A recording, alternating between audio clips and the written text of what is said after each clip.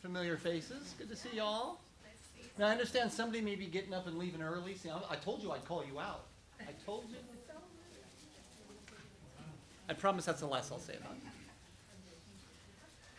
Are we on time and ready to go? We rolling? Very good. Well, thank you for being here. I'm David Prismich. In case you're wondering, you're here to talk about DPAC contracts, Division of Procurement and Contracts through Caltrans. If you're not here for that, I don't know where you're supposed to be.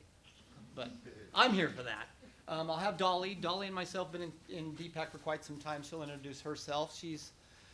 She handles a lot of the commercial service contracts, the maintenance contracts, and all those fun things that go through her shop. She'll talk about those and about how small business applies to those. There are some contracts in state agencies meant for small business only, specific. We'll talk about those as well.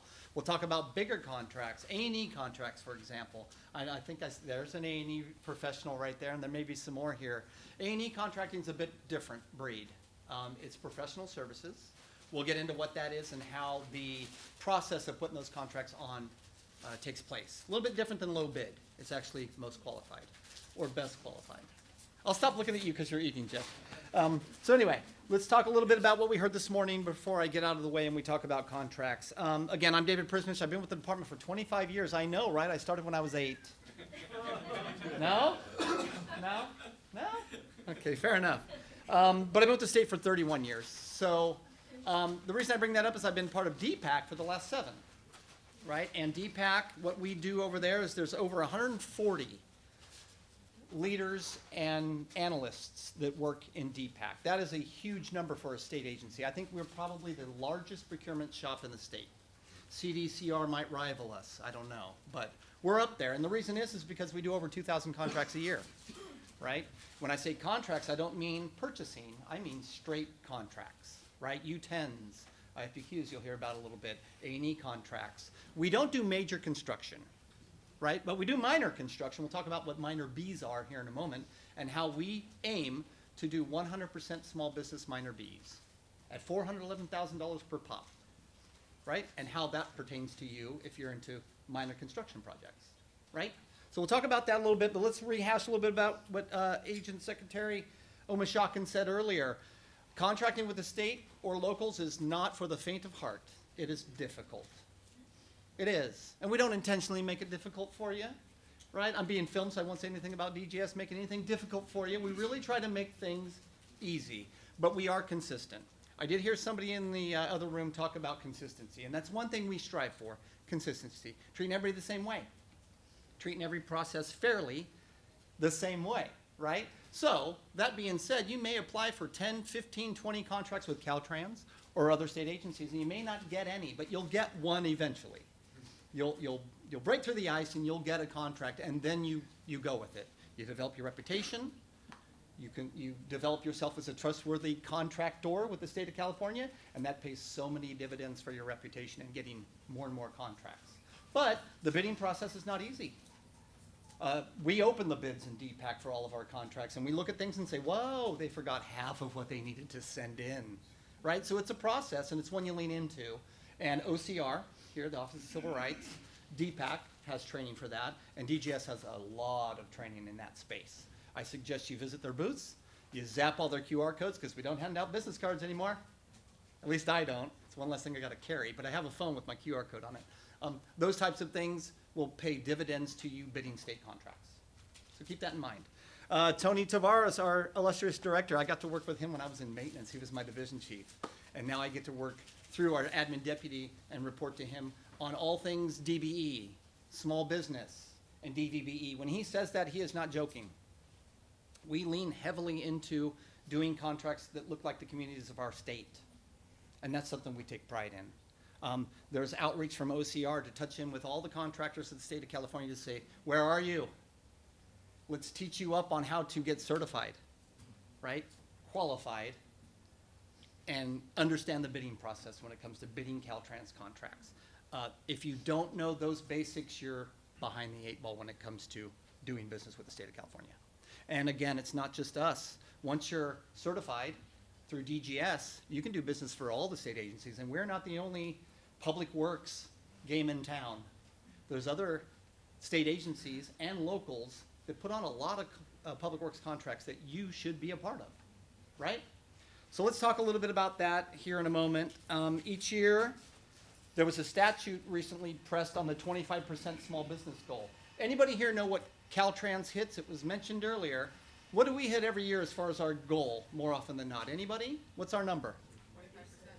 Yeah, we're upwards of 35 to 40% small business with those contracts every year, right? We carry a lot of the state, I'll be honest with you, right?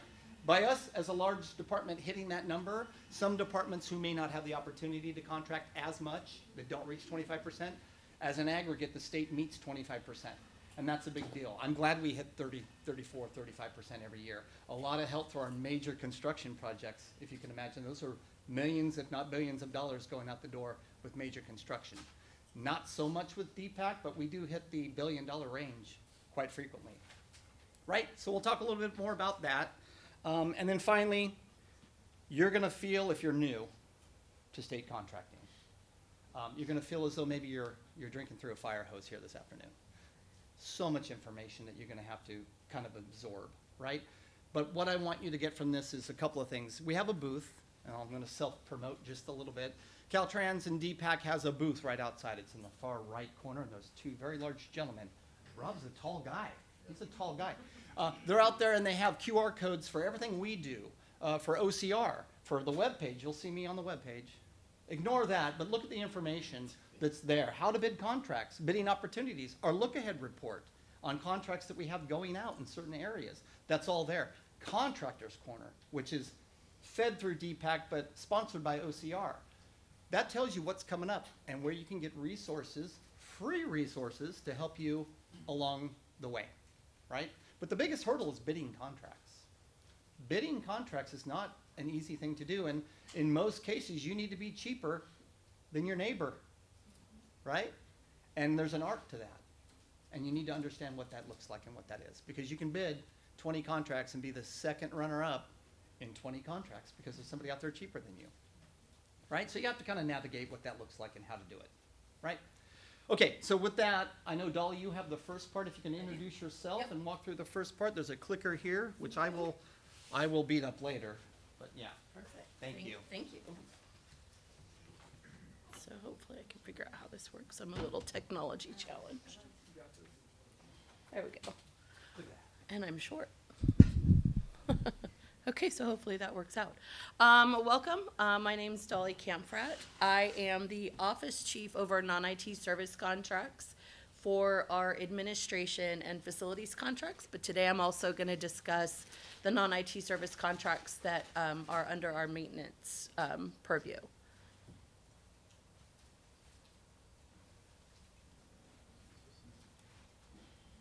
There we go. So I've been with DPAC since May of 2017. I've been with the state since December of 2011. I've worked my way up through DPAC. I was an analyst, started out as an analyst, worked my way up to office chief. So I have a lot of knowledge to share, and I'm happy to answer any questions that you have after the presentation.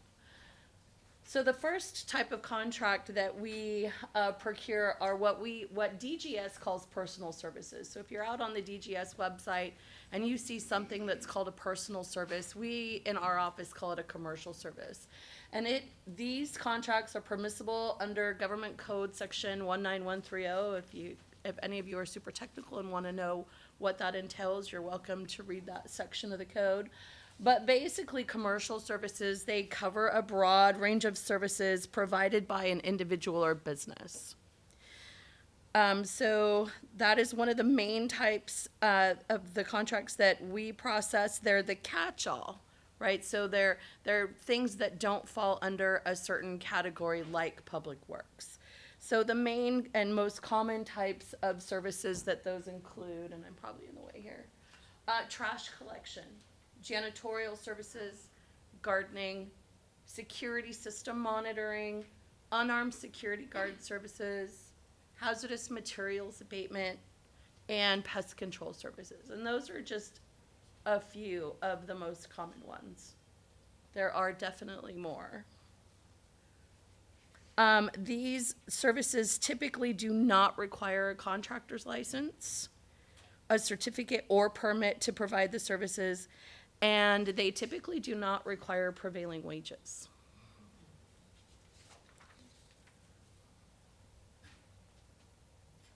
Our next service type is public works, and those are defined as the agreement for the erection, construction, alteration, repair, or improvement of any public structure, building, road, or other public improvement of any kind. So public works contracts are under the PCC code, which is 1102. That's where this definition comes from. Within DPAC, the non-IT service contracts that our office, my teams work on are more for maintenance as opposed to construction. So a lot of the service types under this definition are for plumbing repairs, electrical repair, fencing installation, roofing repair and replacement, painting, HVAC system repair and maintenance, and hazardous materials abatement. So with public works contracts, most of you probably know anything that valued at $15,000 or more requires prevailing wages, and you more than likely need some type of license, permit, or certificate to provide these services.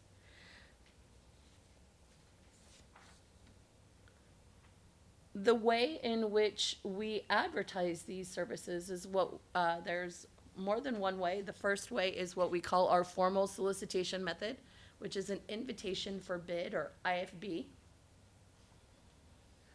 And key elements to an hold on one second. The IFB process may be used when the pool of certified small businesses is too small to support what we call an invitation for price quote, or an IFPQ, which is only for small business. They also allow us to meet our DBE and DBE goals when subcontracting elements are available. IFBs are advertised on the Cali Procure website for a minimum of 10 business days. They're available to all bidders who meet the minimum qualifications posted in the solicitation package, which is available on the Cali Procure website. And Cali Procure is the platform that keeps the department in compliance with statutory requirements as it relates to advertising the services.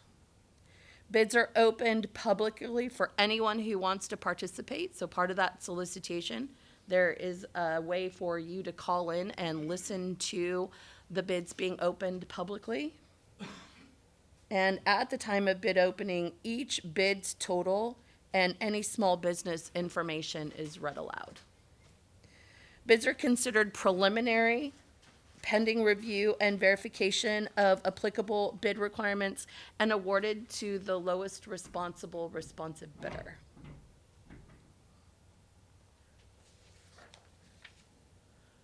Our next solicitation method is what we call an invitation for price quote, or IFPQ. And it is the method that we use to advertise and award contracts to small businesses only. So there is a simplified bidding method that allows us to strictly contract with certified small businesses. You need to be DGS certified as a small business in order to qualify to submit quotes for these contracts. As David was saying earlier, we do have a 25% mandate, and this is one of the methods that we use to meet that. Using this option, it allows us to award to small businesses, and then there's also other small business designations within that. So there's micro businesses, there's small businesses for public works, and then there's also an avenue if you are a DBE. When the contract value is greater than $5,000 and less than $250,000, we're able to use this method for commercial services contracts. The value for a public works contract using this method cannot exceed $461,000. The only way that this method is successful is when we receive two responsive bids from small businesses. So if there is a case where we receive multiple bids, but only one of these contractors submitted a responsive bid, we can't move forward. We have to cancel this contract and figure out a different way to advertise it. So it's important that, and we stress to small businesses that they make sure that they read all the requirements in the solicitation to make sure that they're submitting a responsive bid for these so that we can get at least two and award the contract. So one of the things that is new to IFPQs, or newer, I should say, is we now advertise these on Cali Procure.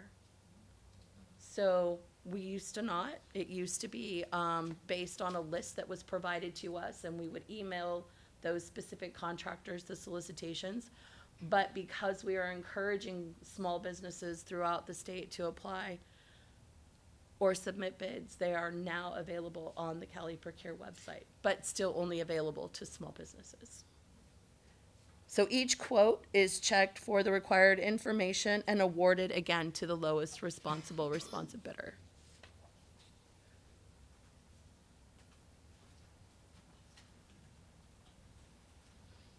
All right, this chart illustrates the differences between the two solicitation types I was just discussing.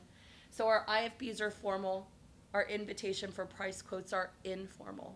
The invitation for price quote does not get formally read aloud. There are socioeconomic participation goals associated with an invitation for bid. There are none for IFPQs. For commercial services with an IFB, there is no limit to the amount of the contract value. Unlike the IFPQ where commercial services are capped at 250. For public works, they're both capped at 461. We must have the two bids, responsive quotes from small businesses. With IFB, we're only required to receive one, and as long as we can justify accepting the one bid, then we can move forward with awarding of that. And then subcontractors, we do allow subcontracting in some of our contracts, and you'll notice that when you look at the solicitation packages, whether or not it's allowed or not allowed. We use the IFB to fulfill our DBE goals. And with the IFPQ, because it is for small business only, if you're bringing on a subcontractor, they also have to be small business certified. All right. Thank you so much. Thank you. Appreciate it. So some key takeaways there from that presentation. Commercial services, right, and public works, and ways that we can work with small businesses only. One highlight from what Dolly said, and this was recent, and it boggles my mind a little bit, but we've just recently, it must have been the last 5 years, that we're advertising all IFPQs on Cali Procure.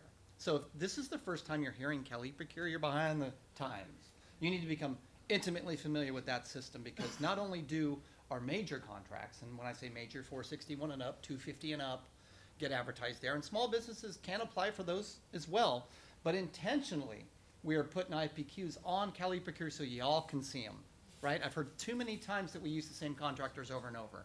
And in some cases, it could be because it could be specialty work, right? Or they could be on a list that the contract manager gives us and say, hey, can we solicit these folks only? Not anymore. Not anymore. Now the onus is on you. Get into that system.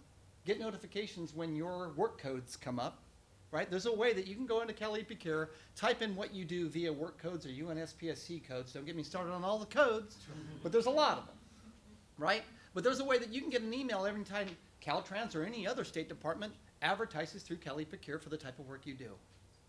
You can always decline them, but if you're not getting an email, you're not in the know, right? So take that to heart, because that's a huge piece of what Caltrans is doing to try to open up the doors for new and emerging small businesses, not just the same ones we've been working with for years and years. All right, so thank you, Dolly. Appreciate that. Let's talk a little bit about, we talked about commercial services, we talked about public works, let's talk about A&E. Right, A&E, architectural and engineering contracts, and what those are. They're considered professional services, not that any of us are less professional than others, right? But they're a different type of contract that we procure for our specific types of work. So this is very big. I'm glad you can see it because it's huge in my eyes. But A&E contracting is not low bid. It's a whole different bidding process altogether.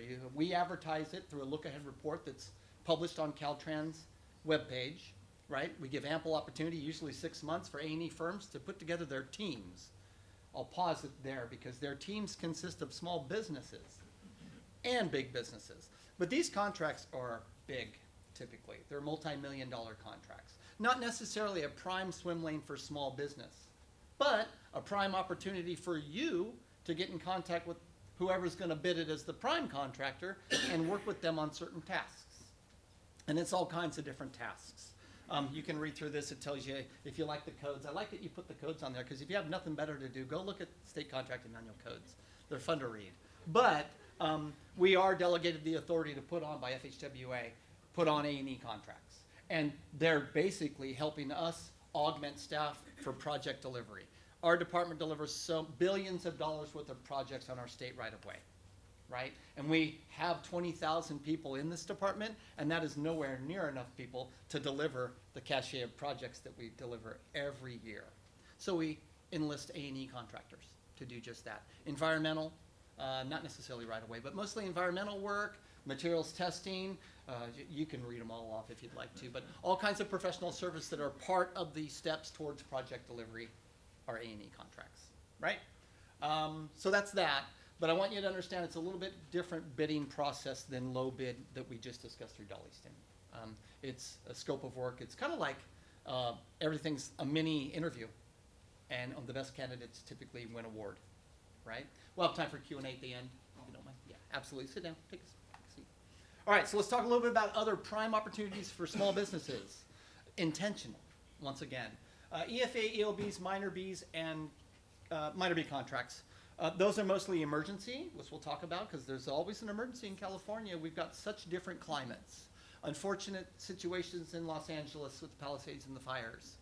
Those things happen frequently. We get snow every year. We get storms. We get all kinds of new atmospheric rivers. Never heard of that until this year, but we get them. We used to call them storms, right? But they happen more frequently and they affect our right-of-way dramatically. Let's talk a little bit about what those things look like. Per contract code, section 1102, an emergency contract is just this. It is defined in public contract code. Believe it or not, we have emergencies every day, but they don't meet the code. It could be, we have a plumbing problem in a district that we've overlooked for 10 months and now it's an emergency. That doesn't necessarily meet the definition, but it is defined, and this definition here allows us to do very specific things directly with contractors versus going through the formal bidding process, right? So it's important we have a list. We have an emergency roster. If you go to our webpage, you'll find it.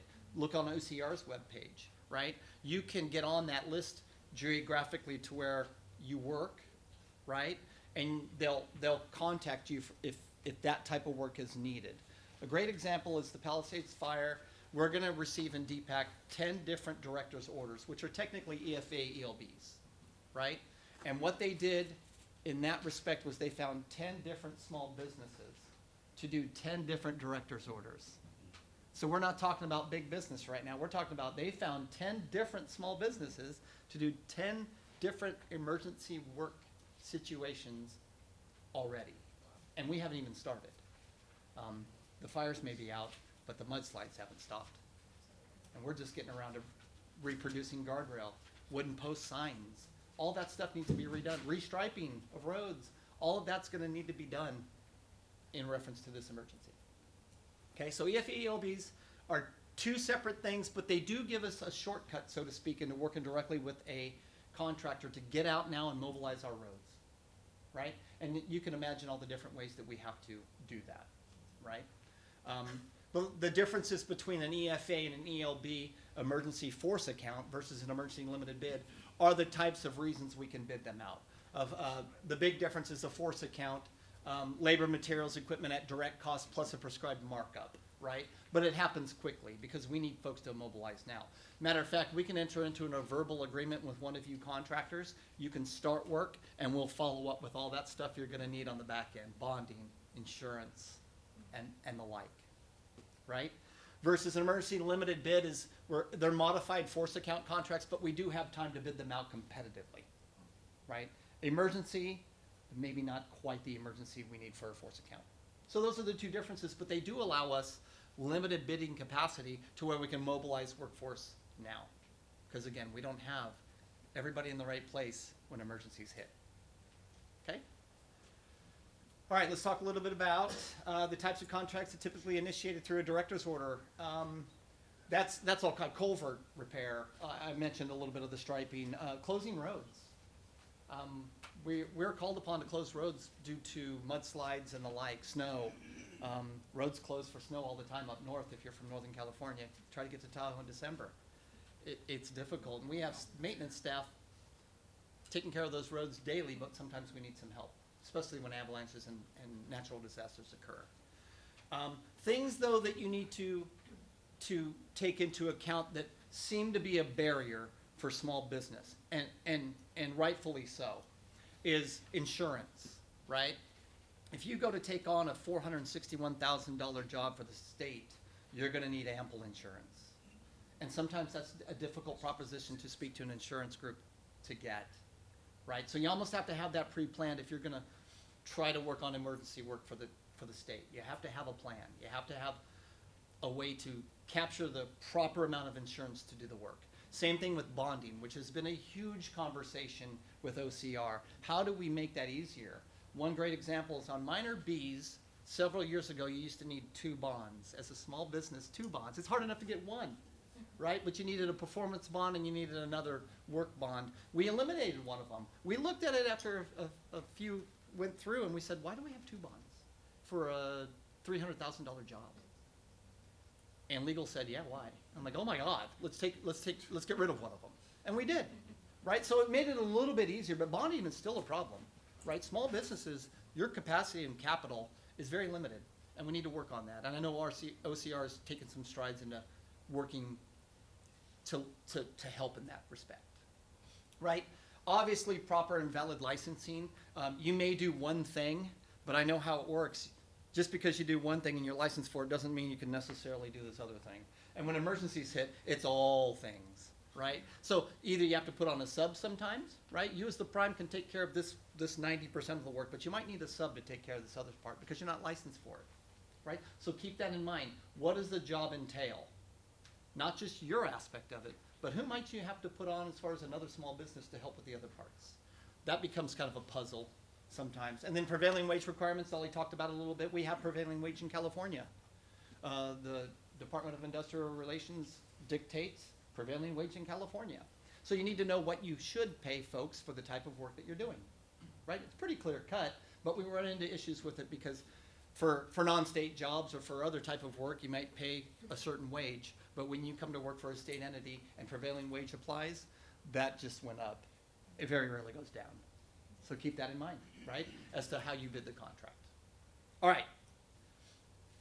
Minor B contracts, this is what I wanted to finish with because we're finishing strong. Very recently, again, not too long ago since I got to DPAC, we said, why don't we do minor Bs 100% small business? It's the perfect dollar value. It's $461,000 or less, right? That's a good amount of money, but it's not multi-million dollar where you have to bond it and insure it. And maybe you don't have the staffing capacity to do a major construction project. Well, these are minor, exactly as they say, minor Bs are minor construction projects. Public works typically, right? And the swim lane, it's gone up every year. It used to be $311. Now it's $461,000. That's the capacity. Some come in even smaller. 99% of the minor Bs that we execute, and we execute over 200, maybe even more. I have to get with Charles. There's a bunch of minor B work because, again, we don't always need a big rehab. We need small culvert work or a small rehab or a mile, a very bad road that fits into $461,000. We advertise those to small businesses only. It used to be anybody, right? But finally, 99% of them have been. Now, and the district CMs who need the work, if they don't enlist a small business, they need to explain to me why. And sometimes there's a very good reason. Sometimes they need some crazy work, specialty work, that no small business in Eureka can do, right? Because there's not a huge capacity of that work in that area. So sometimes we're like, okay, put on put on whomever. But 99% of the time, we find small businesses that can do that work across the state. And I'm proud to say it's at 99%. I wish it was 100, to be honest with you, but I know that some exclusions apply, right? So minor Bs, if you're a public works or if you're a construction type outfit that doesn't necessarily, that you're not Granite, they're big. The only reason I bring Granite up is I saw 30 of their trucks on the way here, right? They do the major rehabs. They do the major, and they put on a lot of subs. Don't get me wrong. Our construction program, which is not DPAC, those are handled through our construction division. Those big contracts are littered, and I'm proud to say it, with small business goals, right? The hauling, all the things that small business can do in those big contracts, those smaller tasks, trenching, hauling, all that good stuff, are subbed out to small businesses and DBEs. And that's how we reach our goals, right? So keep in mind the minor Bs, and they're advertised similar so that you'll see them. But again, registering to Cal eProcure is step one, and it's vital, right? So that's really it. Let's open it up if you want to walk. And I apologize to Dolly. She did a presentation already this morning. So your voice is holding on? We're good? Yeah. Okay, excellent. Any questions for DPAC? Anything that you just kind of, or anything that you might want to know? Go ahead here. Sir. I apologize, I arrived late, but for minor A or minor B, you're saying you do need a performance bond, or you don't need it for one? You need either a payment bond or a performance bond, and I think it's the performance bond, to be honest with you. It's one of the two. It used to be both, but we dropped one off. My minor B guy's sick today, so he's not here. But minor A's are different, just so you know. We don't in DPAC do them because those are a higher dollar value. Minor B's, DPAC controls, and that's at the $461,000 or less level. Minor A's, you may still need both bonds because the value of the project is higher, but for minor B's, it's one or the other. It's not both anymore. And I get to choose which one it is? No, it's prescribed. The lesser of the two. The message is that it used to be two, which is doubling your bond capacity. Your bonding agents are not happy. And you're definitely not happy for having to put that capital out, right? Oh, they are. Well, if they're going to grant it, I think the message is it's hard to get that double bond capacity. Yeah. So no, you don't get to pick it. It's prescribed, and I think it's a performance bond. I don't think we do a payment bond anymore. It right? is performance bond. It's performance bond. Yes. Thank you. Yes. It is. Yeah. And no Too big much. bond. So no, it is nice because Yeah. it minimizes the process. Right, and there's been minors in the past, and there's been EFA ALBs in the past where districts have elected to use the same contractor, small business, mind you, but same small business for 3 or 4 culverts, and that adds up. When that happens, that bond capacity has to double, triple, quadruple to handle all 4 projects, right? So I'm glad District 7 is electing to use different contractors because now it's opening the door for more contractors to work for the department. But it's not, crushing them in getting insurance and bond increases to take on that work. So it's good news. Go ahead, sir. Do you have no difference between performance and payment bond? I assume one is to ensure you finish, the other is to make sure your people get paid? Correct. Yeah. And the qualification requirements, do you have them reasonably similar for? Yeah. You mean qualifications to do the work? No, qualification to get either one of the bonds. Oh yeah, they're very similar. I'm sure. I'm not the business end of it, but I'm sure you folks know the difficulties or barriers or whatever you want to call them, steps in getting those bonds. Yeah, you'd have to work with a surety company, I'm sure. Yeah. Hold on one sec. Let me go to the lady in orange. Go ahead. Good afternoon, everyone. I'm Darlene Jones, Abundance Worldwide Enterprises. We're a trucking company, and you saw the slide with prevailing wages. Mhm. So every June, the former year's prevailing wages ends and a new one starts, right? Right. So when we're bidding, since we don't know quite what the new wage is gonna be, or do you suggest that we put it in the bid from the bid before the new change? My suggestion is use the most current information you have during bid. My understanding is you use what is available at the time of the bid solicitation. You're not bound until, Right, because we never know. You don't know. State agencies won't know. DIR kind of I almost said inflicts, proposes. They're the ones who kind of control the DIR wage, and I don't know how they do it. I'm sure there's a lot of based on the unions. union conversations, Collective right? bargaining So yeah, use the most current information you have at time of bid, because that's all we can hold you accountable for. Right, sir. I was to help answer her question.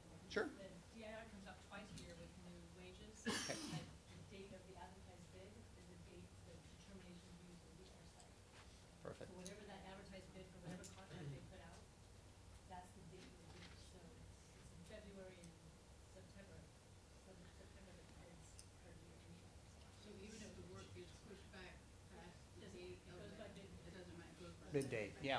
And it's great, that's a great point that you bring up because, you win award of a contract and you don't start work tomorrow. There's a whole lot of stuff that we have to do to get that contract executed, right? And collect from you.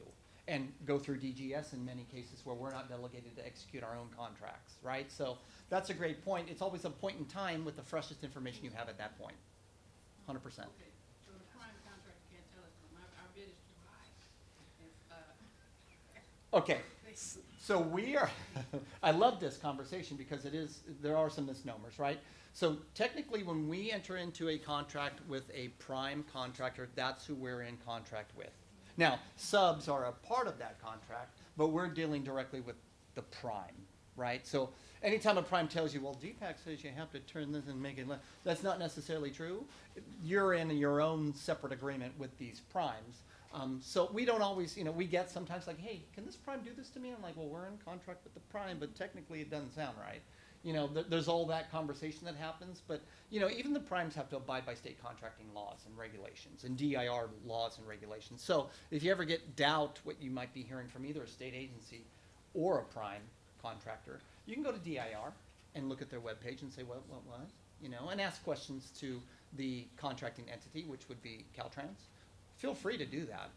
There's no harm in asking. But just so you know, anytime there's a prime sub relationship, the state agency is in contract with the prime. Yeah, thank you bet. Any other questions or comments? Sure, let's go here and then I'll go back to you. I had just one just jumping off the DIR thing. Yeah. When we went back to the emergency contracts, I Yeah. don't have a lot of experience with Okay. the emergency stuff, but a lot of the rates. Does that allow you to table some of that I call it DAS, the DAS reporting and all that for a contract that might be an emergency stable?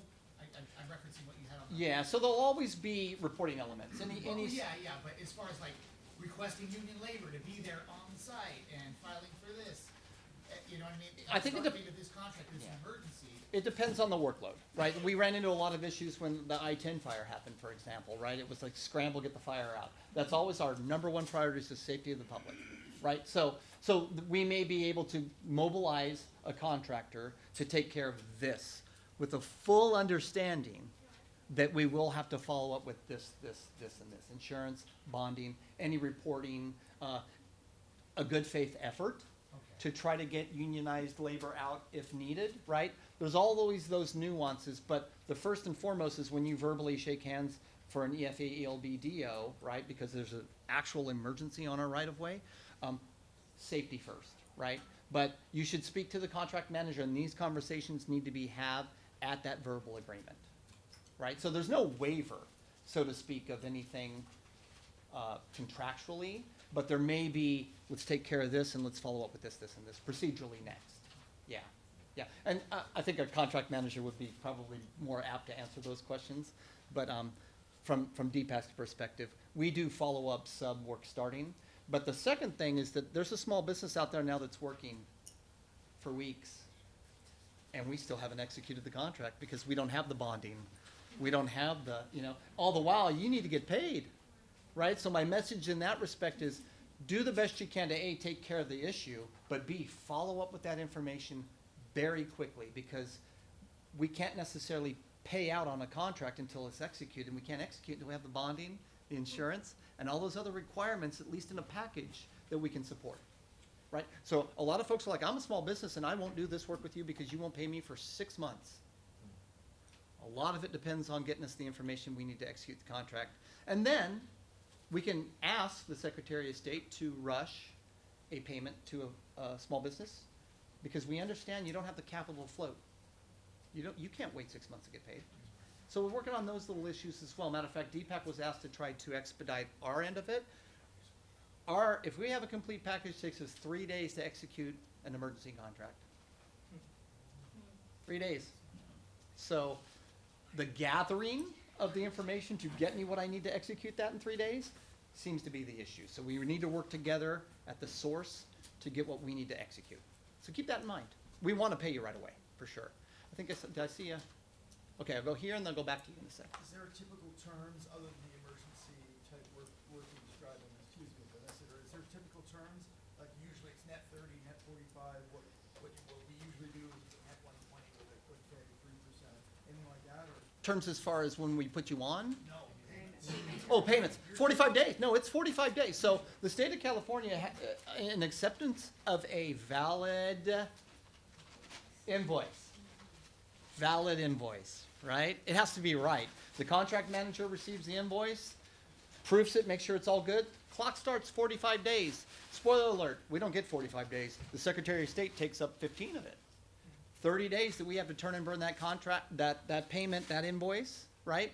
Now what happens sometimes is if you're a sub on a contract, your prime might wait a little while. Because your prime's good. Your prime's like, I can last a quarter. But the small businesses can't. So a lot of that conversation needs to happen at the subprime level. You do work for a prime, they need to turn that invoice in now. But if they wait to gather more invoices for all the other work they're doing and submit one big invoice, it's gonna take the CM more time to review that for all the tasks that are included in that big invoice, and it's gonna take longer to get through the system and get paid out to the prime, who in turn has to pay the sub. See, all that clock is ticking, right? So, in a prime-sub relationship, it's important that the subs fully alert that prime that I need to get paid. But when you're a prime contractor as a small business, yes, you turn in a valid invoice. We have 45 days to turn and burn and get you paid. That's statute. It's called the Prompt Pay Act. There you go. Yeah. I'll say as a small business prime, I get paid in 3 weeks once I submit invoice. Right. So it's And that's been part, amazing. yeah, and I heard earlier, and it warmed my heart, that Caltrans is fairly consistent in that, right? Now, there'll always be some one-offs, let's not pretend we're not human, but at the same time, we make every effort we possibly can, and again, we actually have Gilbert Petrosons in accounting that says, if you need something yesterday, we'll pay a small premium to the state contract, to the state controller to rush payments in the case of situations such as float and small business. Yeah, okay. Here, and then, did you have a question as well? I did. Sure, let's go here, and I'll come right back to you. Yes, so since the primes can, form a JV, can, two small businesses do the same thing? I'm sorry? A prime can form a, Can two Like a- small businesses? oh, a joint venture? I don't know, that's a good question. I don't see why not. I don't know any rules offhand. Might be a good question for DGS, to be honest. But yeah, I don't see them. I don't see two smalls forming a joint venture often, but it could happen, I suppose. Great question. Stump me. No more questions from you. Go ahead. Go ahead, sir. John Parsons with the Weed Solution, we do, management, vegetation management. Oh, excellent. Also spraying right of ways and such, Okay. mechanical also. It's not maybe a question that you can answer personally, but we are tapping into understanding these contracts from different areas. Mhm. There's been a few where there's incorrect verbiage, or there's not the total amount of, qualifications that you actually need, and then they need to get amended. Oh. If there is a case in that where we land a bid and we win a bid, Mhm. is there a department where they kind of say, hey, look, we look over your contract, they didn't tell you that whole thing, we're still required to fulfill that contract, right? Mhm. Because we won the bid. Yeah. So is there a department to go through those types of things? So you can always protest. So let's talk a little bit about that. You read a scope of work, you bid the contract, and oopsie, it's not the scope of work. That's a problem because we're not supposed to ask you for anything done outside the scope of work as advertised and awarded, right? That's a huge no-no for me. Sometimes somebody tells me about some work that's being done, I'm like, I can guarantee you that's not in that scope of work. Yeah. What is going on? Now, in certain contracts, we have the ability to amend a scope of work, A&E being one of them. If the A&E firm and the CM can come to an agreement like, okay, we were looking at this part of it and we found a spotted turtle, I don't know, right? Now we gotta mitigate that, right? Not necessarily in commercial service or public works. Public works maybe, it depends, there's all kinds of different things on our right of way. There's things that the railroad left or utilities that we run across, say, oopsie, Or ferry shrimp? didn't know that was there, or something like that, right? Environmental rules kind of dictate a little bit about what happens, but technically, 9 times out of 10, you should be held accountable for the terms and conditions of the contract that you signed. It would be unfair of us to ask you to do something outside of that contract, to be illegal, as a matter of fact. And it would be unfair of you to incorporate something into the contract and say, I'm gonna bill you for this because I did it this way. No, that's not the way we told you to do it. So it's give and take. But you do have a protest, I mean, every contractor can protest, right? If they don't feel as though they're being treated correctly. Same thing for the department. If contractors aren't holding up their end of the bargain, we can offer cure notices and say, get better, or we're gonna have to cancel this contract. So it works both ways. But yeah, and that would be the awarding agency. So it would be Caltrans if you're working with us. It'd be whatever state agency if you're working with them. Appreciate it. Absolutely, yep. Can I just add on to that? Sure, real quick? absolutely. So if you're seeing that in an advertisement, in a solicitation before the contract is awarded, Right. we do have that time or that window for you to ask questions that, so that those items can be addressed. So we can issue addendums to those Yep. solicitations and contracts so that we can incorporate that information if we find that it's valid. Yep. So that All the way those up to, situations are deadline addressed. date. Yeah, all the way up to that, yeah. And we try to publish the Q&A so everybody can see it as well, Absolutely, right? yeah. Because you have a valid point. Everybody else in the industry is going, yeah, I was gonna say something too. Yeah, so you do have that opportunity before you bid the contract, after it's awarded, to look at it and say, that doesn't look right. Let me send some questions in. Yeah, and there's always a contact person on that piece of contact. Okay, where was I? How can we get the plan holders list on Cal e-procure advertisements? I'm sorry, what was the first? Plan holders, like, how do we know information, Oh, you mean who has the current contract perhaps? Is that what you're saying? like, in the Cal e-procure advertisement, right? Okay, I haven't been able to find how you find, which prime, say, A&E consultants are chasing after, so I can contact them. right, And right. ask the point of contact, and they say they can't give that out, so. Yeah, how so we in know- the A&E world, sorry to cut you off, but I see what you're saying. In the A&E world, we have something called a look-ahead report, right? And on that look-ahead report, we list who has the current contract, right? And then some other information like when we're gonna bid it, some specifics about what the contract is, but not the entire scope of work, right? So, and then we have outreaches. That's the key. If you're in the A&E world, we have outreaches for probably 99% of our contracts, right? So say, hey, show up, rub elbows with the people in the room, learn a lot about what this contract is and what it entails and the sub-opportunities, right? So there is that. The look-ahead report should list the incumbent or prior incumbent if it's expired, right? And then we have a opportunity for a outreach. So you can actually go get in a room with somebody and talk to the big primes and say, hey, this is who I am. And call me up, we can do this. Go ahead, add to it. After that, on the outreach page, you will see the presentation and attendee list, and on attendee will show who is Yeah. planning to prime or sub. Yeah. So that's your best bet as far as plan holder on the NE side, is on that outreach list, you look at all the companies and then who are planning to prime versus Yeah. sub would be listed there.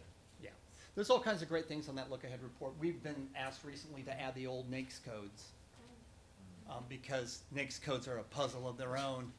USNGC and NAICS codes and work codes, right? So many codes, how are you supposed to decipher them? So we've been putting the main NAICS codes on the LAR so folks know which subs to get, those types of things. Okay, go ahead. I did have a question about, it came and gone, so you'll have to come back to me, but, yeah. There No was worries. something that came up, just come back to me. No It's worries. coming and gone. No worries, and if not, and I do want to press this because I know we're pressed for time. There's somebody coming in after us, if I'm not mistaken. I don't know. But get on with it. No, we have a booth. DPAC has a booth. It's the far right one, big tall gentleman.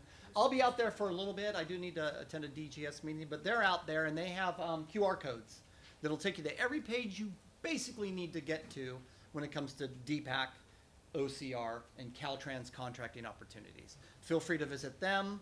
It also has a link to our webpage directly. Feel free to send me notes. Remind me who you are. And say, hey, I saw you at the DBE Summit. I had a follow-up question. I don't mind that whatsoever because every ounce of opportunity and information I can give you, believe you me, it helps on the back end when we're looking at bids, for sure. Can we get a copy of these slides? Yeah, I think they're gonna send them out. I believe the OCR will send these out to everybody who's registered post the event. Okay. So you'll get a copy, for sure. I did remember that question. Okay, we got it. Past Last bid- one. Past bids. Is there any way to access past bids that have been approved so that we, as our future work, we can understand Right. what's really realistic to charge? That's the best thing to end with because bidding is the key, right? You don't know how to bid, and you don't know how your buddies are going to bid. You don't know how your industry mates are going to bid, and you want to be lower, right? There's a couple of ways. You can listen into the bids when they're opened. Again, Dolly mentioned That'll at least clue you into what others are bidding, not by line item. And you can see PRA, and I hate this because it's a lot of work for us, but I'll say it. You can always see PRA bids for certain contracts, and you can get all the bid sheets from who, it is public information. Once, Right. another thing, contractors, once you submit your bid, it becomes public information. Don't think it doesn't. So, for this reason specifically, I don't know how to bid, there's an art to it. It's a lot bigger now. Yeah, but it is kind of business information, but yeah, so, to give everybody the same opportunity, you can see PRA bids if you choose to, and it takes a little while, but it at least clue you into, okay, Right. I know how I bidded. How did this person get so much cheaper than I did? How did that happen? And you can look at it and say, oh, maybe I'm off here. Yeah, so you can do that. That, and DGS does offer some sort of, they're not gonna tell you how to bid, but they'll tell you kind of what to think of while bidding. Right, so go to the webpage. Thank you. Okay, I'm gonna end there just because we're over. Thank you for having us, and again, we have a booth outside if you need to speak more. Thank you so much. You bet.